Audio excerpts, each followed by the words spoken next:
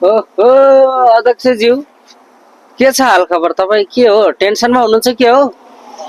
Tension भन्दा पनि यत्रो चुनावमा यत्रो पैसा खर्च पनि गरिरहेछ, त्यही चुनावकै छ नि टेन्सन।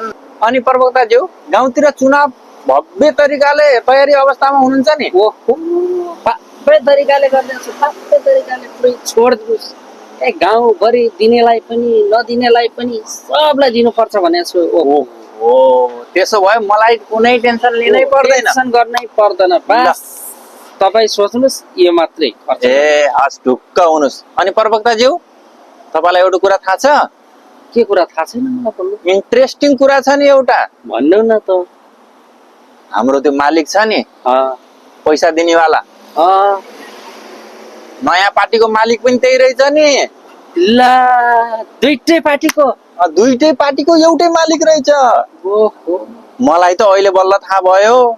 लगानी त उसैले गरे रहेछ नि, बिचरा जनता। अब मलाई त अहिले थाहा भयो, जनतालाई के थाहा हुने? अहिले जसले जिते पनि फाइदा उसैलाई रहेछ नि। ओहो, तर हामी पछि हट्न हुँदैन। हामीलाई त पैसा र पावरको लागि जे पनि गर्नुपर्छ। पावरमा पुग्नु छ, यति कुरा नभुल्नुहोस्। गाउँमा खर्च गर्नुहोस् पैसा जति चाहियो, पावरमा चाहिँ हामी नै पुग्नुपर्छ। गाउँमा त मैले पुरै खर्च गरिसकेको छु। तपाईँ ढुक्क हुनुहोस्, ढुक्क हुनुहोस्। जति चाहिन्छ खन्याउनुहोस् पैसा, ल तर जित्नुपर्छ है। ल, ल, ओके, हस्।